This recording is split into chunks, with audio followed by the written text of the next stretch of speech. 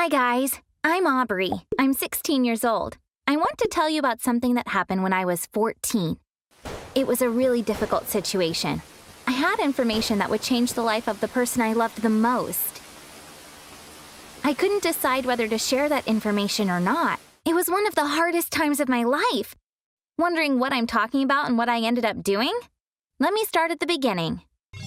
4 years ago, my mom, my dad, and I had a happy life. I loved them both, but I was more attached to my mom. To me, she was the best mom in the world. She was a very loving mom. I never wanted to be apart from her. I could never wait to get home from school.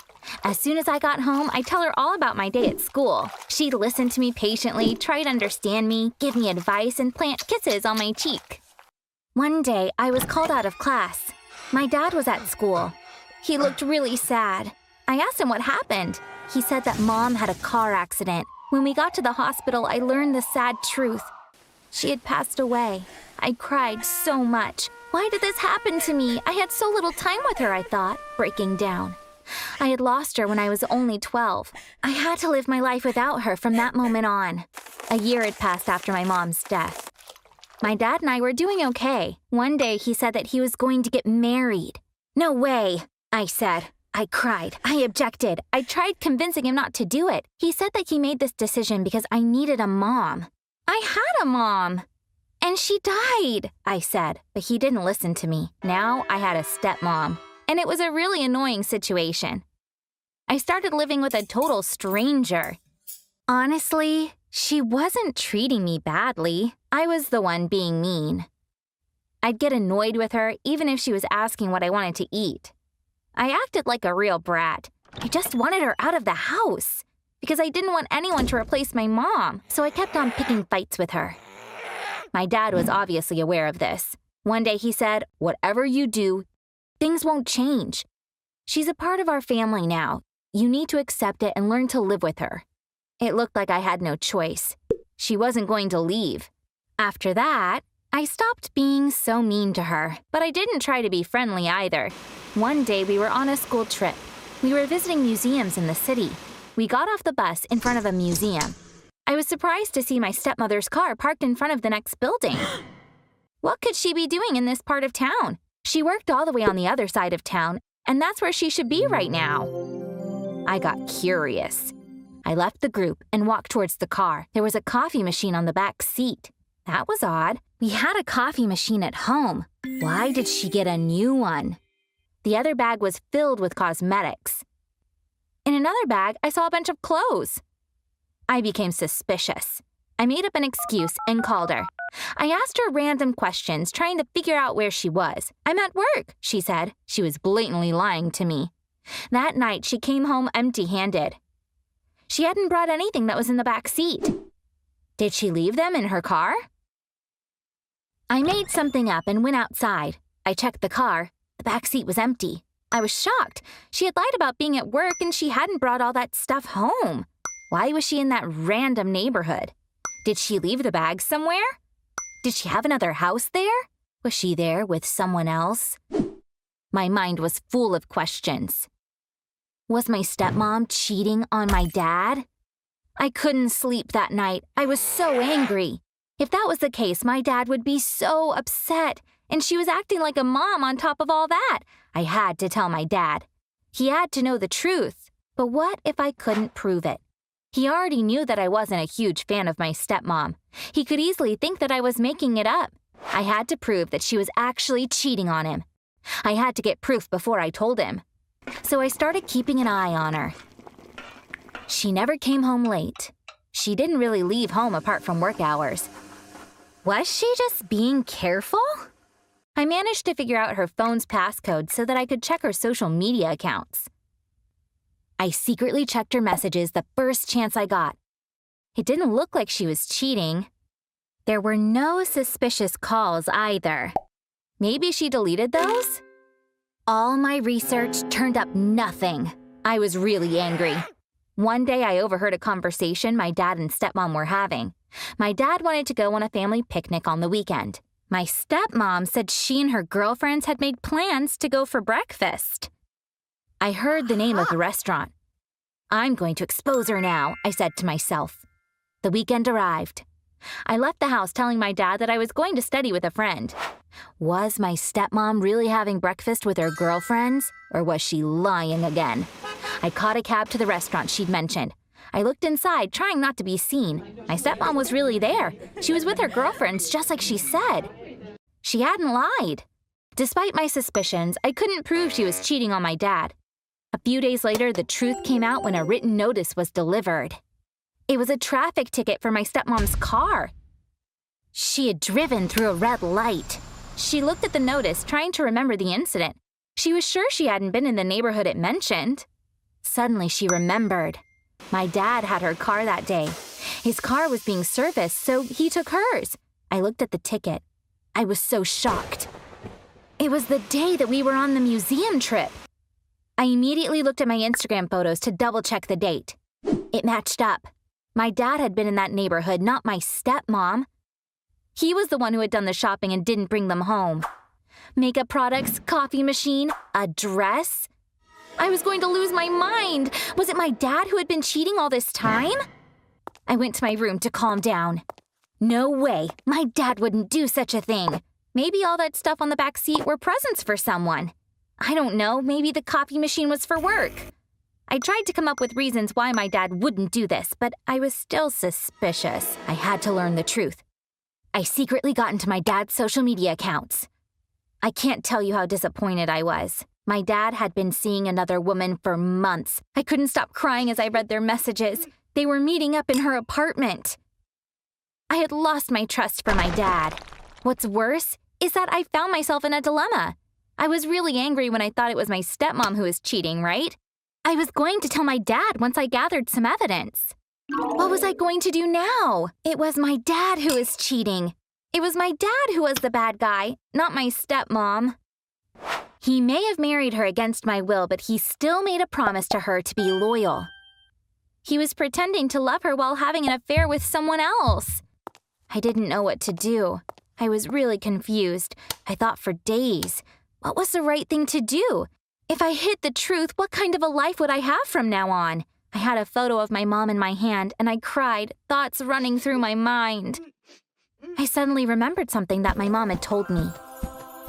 People might be hurt when they hear the truth, but it's still their right to know the truth, she had said. I wasn't going to hold it in any longer. I decided to talk to my stepmom. I told her everything, starting from the moment I became suspicious of her. She was really sad when she heard that my dad was cheating on her. She cried and yelled for hours. Finally, she left the house saying she couldn't trust my dad anymore. It was a horrible night. I had destroyed my dad's marriage. I felt guilty even though I believed I had done the right thing. That night, my dad blamed me for betraying him. He stopped speaking to me. We became like strangers living in the same house. Without my stepmom, the house felt totally empty. When she was here, I just wanted her to go, but now I wanted her here. I was also really sad that she had left like that. I know that my dad was trying really hard to make things up with her. But she said that nothing would be the same again and didn't come back home. A while later, they got divorced. For ages, my dad kept blaming me every chance he got. "You're the reason my marriage ended," he'd say. One day, he unexpectedly said he wanted to talk to me. He was talking to me in a very calm and low voice. He said it was his fault, not mine, that his marriage had ended. I was shocked. It was the first time I saw him cry since my mom's funeral. I made a mistake. I wasn't honest with my wife, and I paid the price for it. But none of that is your fault. We both know that. You did the right thing. You just told the truth. I'm proud to have a daughter like you, he said, and hugged me. We talked and cried for a while, letting everything out. Now we have a much better relationship. We talk about almost everything. I feel happy again after a very long time. You know the weirdest thing? I started seeing my stepmom. It's like my real mom and my dad broke up and I ended up living with my dad. She and I talk a lot. I feel really close to her and tell her everything that's going on in my life. I can tell this makes my dad happy. She can never replace my real mom, but I'm happy to have a really good friend. Hi guys! My name is Adam. I'm 14 years old. My parents are doctors. My sister is 3 years older than me. We're a happy family. We have lots of fun together. We always look on the bright side of every situation. Unfortunately, something very upsetting happened recently. It made me realize that you can grow up and mature in a matter of days.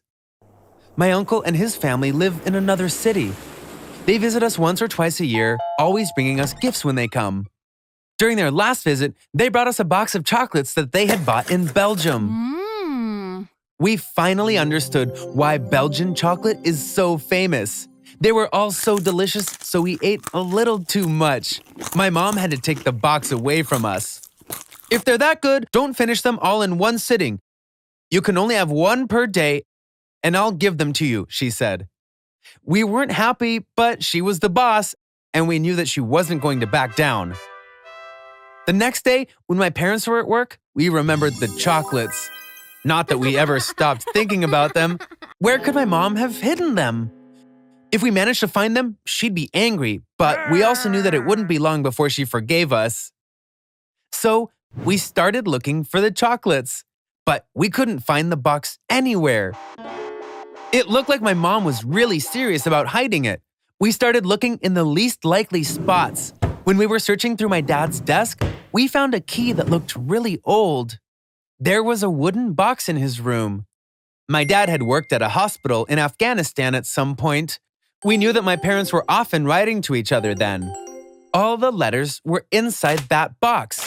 Could my mom have hidden the chocolates there? We opened the box with the key. And bingo! We were so happy and started eating right away. Meanwhile, my sister started jokingly reading a letter that my dad had written. My beloved, the days are short, but the months don't seem to end. I have missed you so much. So I started going through the box to find a letter from my mom to read as a response. I came across a folder. I showed it to my sister and read what it said on it. Child Protection Services, Adoption Department. We looked at each other in confusion.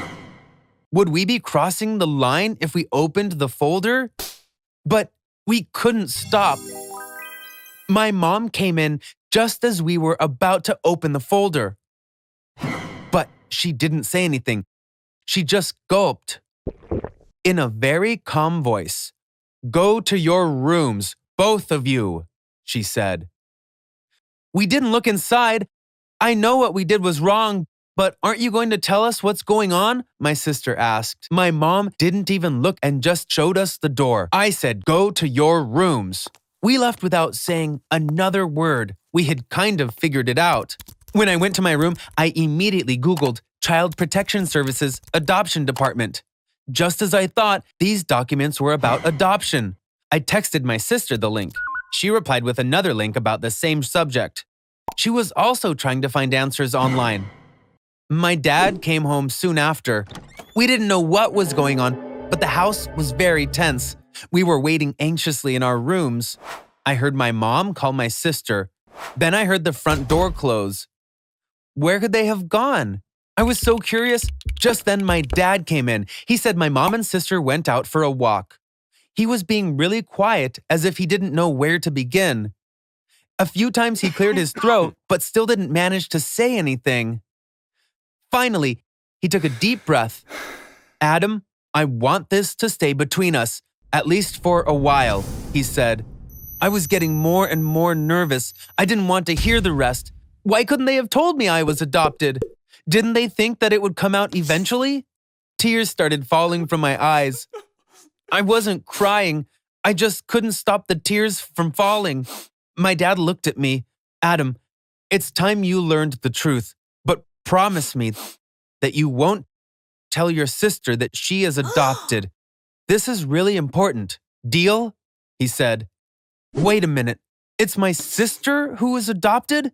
I looked at him in shock. I should have been happy because I'd felt so sad when I thought that it was me, but it was my sister who was adopted. That idea was so painful.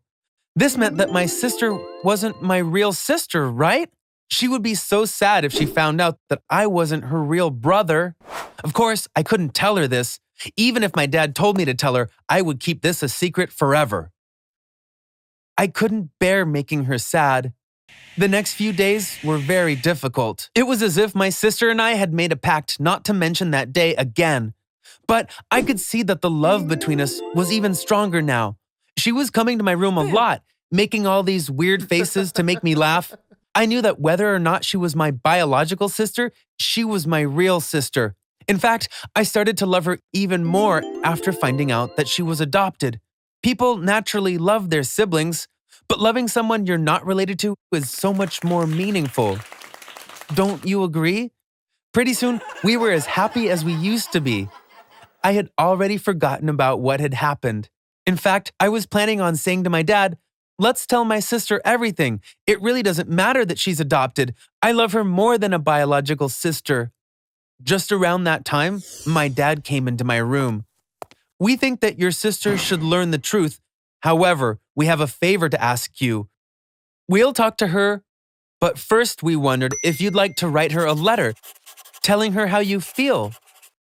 Normally, this would be something I would refuse, but I was happy to do it. Yet, I realized that writing such a letter was a lot more difficult than I expected. Yes, from my perspective, nothing had changed. But what was my sister going to think when she found out that she was adopted? How could I explain this without hurting her? I thought about it for days. I'd start and erase it over and over. I didn't even have the first sentence. Then I had an idea. If she was adopted, for how long had she been my sister? I mean, was she here when I was born? Or did she come after me? I tried to remember our oldest memory to figure this out. There were so many memories from the time when I was a toddler, but which one was the oldest? I decided that the one that I barely remembered must have been the oldest. In this memory, we're somewhere where there are a lot of kids. We are running towards something. I don't know where this was. Like I said, I barely remember it. I trip on something and fall. Only one of the kids stops. The one who stops is, of course, my sister. She helps me up, checks if my knees are scraped, and then picks me up. Then we start running towards the other kids. I started my letter with this memory. "You've been my sister all this time, and you'll always be my sister," I continued. Not having the same mother does not weaken our bond, but only makes it stronger. I started crying, telling her how much I loved her, how I'll always love her, and that nothing will change that. Every word I wrote was true. I just wrote whatever I was feeling. Finally, the big day arrived. My dad texted me during the day asking, "Is your letter ready?" When I said that it was, "You can give it to her tonight," he said. It wasn't tense at home anymore. It was like we were all finally relaxed and in a really good mood. When my dad signaled me with his eyes, I knew it was time. "Let's meet in my office," he said. My sister was there when I entered. The wooden box that started it all was on the desk. My parents were smiling. I had put the letter in an envelope. I gave it to my sister. She was shocked. She gave me a piece of paper too. When I opened it, I saw that it was a letter that started with, "My dear Adam." I was so confused. Why did she write me a letter? We went to opposite corners of the room to read. I couldn't believe my eyes. My sister was saying that I was adopted. Just like me, she had written about how much she loved me and that whether or not I was her biological brother made no difference to her. After reading, we first looked at each other and then to our parents. My dad took out the adoption papers from the box and told us to come closer. He showed us the folder. Yes, we were both adopted. It wasn't just my sister, I was adopted too. My sister and I looked at each other. We couldn't help it and started laughing. There was no distinction between us. We were in the same boat. We shared the same fate. We hugged each other, then my parents joined in. The four of us hugged for a while. Then we went to dinner. My parents apologized for keeping this a secret. They said they were going to tell us when the time was right, but that the chocolates had accelerated the process. When the whole thing began, my mom called a psychiatrist that she works with. She said this wasn't her specialty and asked the child psychologist to help out. That's how this idea of letters came up. My parents thought it was a good plan, so they took action. Well, you know the rest. We learned something else that day too. My parents had intended to only adopt my sister. They didn't know about me. But my sister didn't want to leave me behind. She threw herself on the floor, crying, "He is my brother. I won't leave Adam here," she kept saying. Apparently, she named me Adam. We're not sure, but we think that it's a name from her biological family. My parents caved in and decided to adopt us both. As you can see, we were really siblings from the beginning. Thank you for listening to me. If you want to share something that happened to you and that really affected you, send an email to the address in the info section. Bye.